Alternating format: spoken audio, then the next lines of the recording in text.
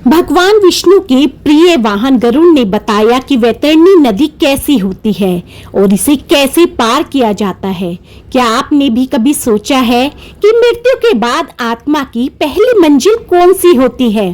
क्या आत्मा सीधे स्वर्ग चली जाती है या पहले उसे भयानक रहस्य से भरी नदी पार करनी होती है जिसे वैतरणी कहा जाता है? गरुड़ पुराण में इस नदी का ऐसा वर्णन किया गया है जिसे सुनकर आत्मा भी कांप जाती है। वैतरणी नदी जो यमलोक की सबसे भयानक परीक्षा मानी जाती है। क्या हर किसी को इसे पार करना होता है?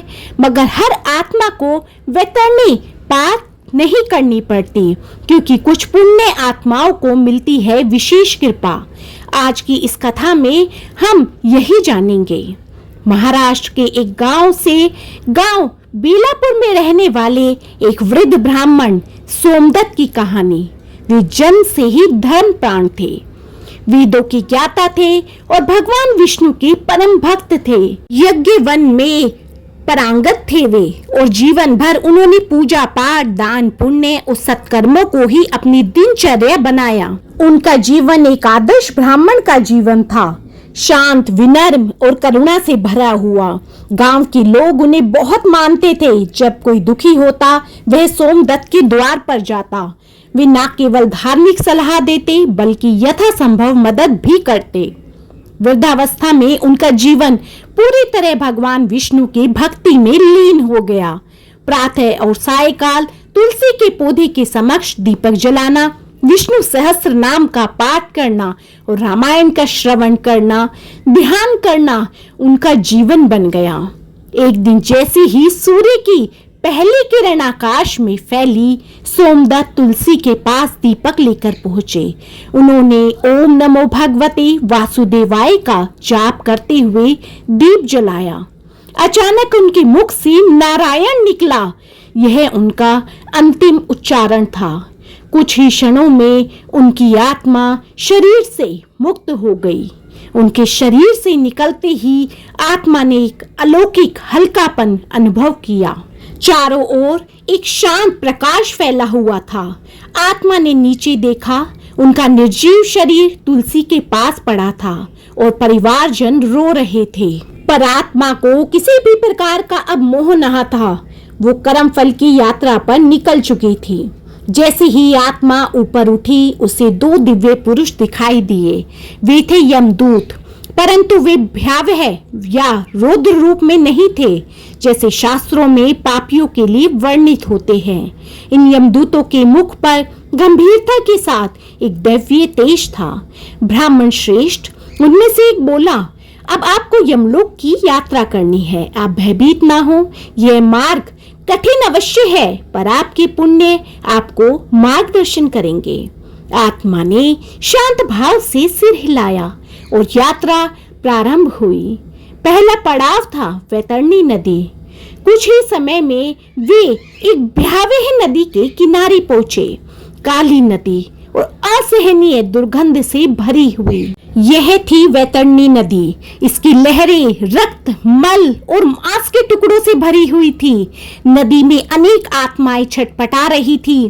कोई डूब रहा था, कोई पुकार रहा था, कोई अपने कर्मों पर पछता रहा था।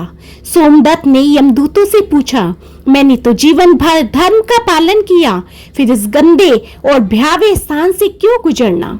यमदूतों ने कहा, हे पुण्य आत्मा, यह वैतरणी है। इसे पार करना हर आत्मा के लिए अनिवार्य है, परंतु केवल वे ही इसे बिना कष्ट के पार कर सकते हैं जिन्होंने जीवन में गोदान किया हो और मृत्यु के समय भगवान का स्मरण किया हो। सोमदत्त के मन में शांति आई। उन्होंने जीवन में कई बार गौदान किया था। तभी नदी से एक दिव्य गाय प्रकट हुई। उसका शरीर सुनहरे प्रकाश से चमक रहा था। उसके माथे पर चंद्र चिन्ह था और आंखों में ममता और करुणा का भाव था। गाय बोली, हे भक्त, आपने मुझे गौदान किया था, अब मैं आपको इस वैतरणी से पार कराऊंगी।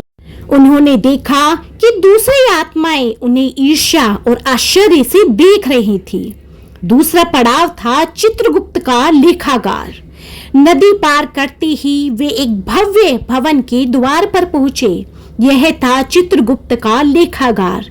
विशाल दरवाजे, ऊंची छत और अंदर लाखों ग्रंथों की अलमारियां थी। बीच में एक विशाल सिंहासन पर चित्रगुप्त देव विराजमान थे। उनके हाथ में एक स्वर्ण कलम थी और साथ में एक विशाल ग्रंथ खुला हुआ था। चित्रगुप्त ने सोमदत्त की ओर देखा और बोले, सोमदत्त, तुमने जीवन में कई पुण्य किए हैं, दान, यज्ञ, सेवा और भक्ति, पर कुछ पाप भी किए हैं। एक बार तुमने एक गरीब को तिरस्कृत किया, एक बार क्रोध किया और कभी कभी अहंकार भी किया। सोमदत्त ने सिर झुका लिया। चित्रगुप्त बोले, परंतु तुमने विष्णु का नाम स्मरण करते हुए जीवन जिया और अंतिम क्षण में नारायण का उच्चारण किया। यह तुम्हारे समस्त पापों का प्रायश्चित है।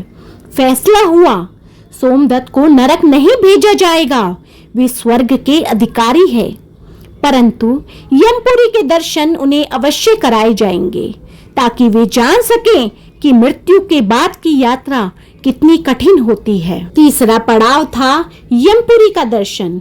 अब सोमदत्त को एक विशेष रथ में बैठाकर यमपुरी की ओर ले जाया गया।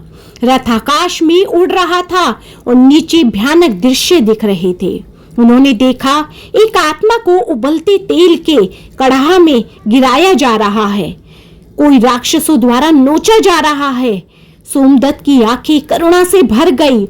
किसी को कांटों पर गिराया जा रहा है। उन्होंने यमदूतों से कहा, यह दृश्य बहुत कष्टदायक है, क्या कोई इन यातनाओं से बच सकता है?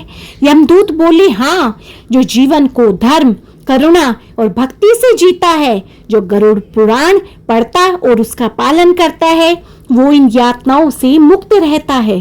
तुम्हें ये ज्ञान इसलिए दिया जा रहा है ताकि तुम इस संदेश को आगे पहुंचाओ। अंतिम पड़ाव था विष्णु धाम का द्वार। अंत में एक रथ दिव्य प्रकाश की ओर बढ़ा। दूर से ही भजन कीर्तन की ध्वनि सुनाई देने लगी। स्वर्गिक सुगंध, पुष्पों की वर्षा और शांत वातावरण, यह सब विष्णु धाम की निशानी थी। एक द्वार पर दो दिव्य द्वारपाल खड़े थे। ब्राह्मण श्रेष्ठ उनमें से एक बोला, आपका स्वागत है। आप धर्म, दया और भक्ति के मार्ग पर चले हैं। अब आप भगवान विष्णु के धाम में प्रवेश पा सकते हैं। सोमदत्त ने यमदूतों की ओर देखा और हाथ जोड़कर बोले, मैं चाहता हूँ कि मेरे वंशज और सभी लोग धर्म के मार्ग पर चले, इस यात्रा का सत्य सब जाने। द्वार खुला और सोमदत्त आत्मा रूप में भगवान विष्णु के चरणों में लीन हो गए। गरुड़ पुराण केवल मृत्यु के रहस्यों को प्रकट नहीं करता, बल्कि यह जीवन का भी मार्गदर्शन करता है। ये सिखाता है कि मृत्यु कोई अंत नहीं है, बल्कि एक यात्रा की शुरुआत है। आत्मा का सफर उसके कर्मों की परीक्षा और अंत में मोक्ष की प्राप्ति है। सोमदत्त की कथा हमें सिखाती है कि यदि हम जीवन में सच्चे अर्थों में धर्म, करुणा, भक्ति और सेवा का पालन करें तो मृत्यु के बाद का मार्ग भयावह नहीं बल्कि दिव्य हो सकता है। यह कथा प्रत्येक मनुष्य को एक प्रेरणा देती है कि जीवन केवल भोग के लिए नहीं बल्कि मोक्ष की दिशा में एक सतत प्रयास है, और इस प्रयास में गरुड़ पुराण एक अमूल्य मार्गदर्शक है। तो बोलो विष्णु भगवान की जय। ओम नमो भगवते वासुदेवाय नमः।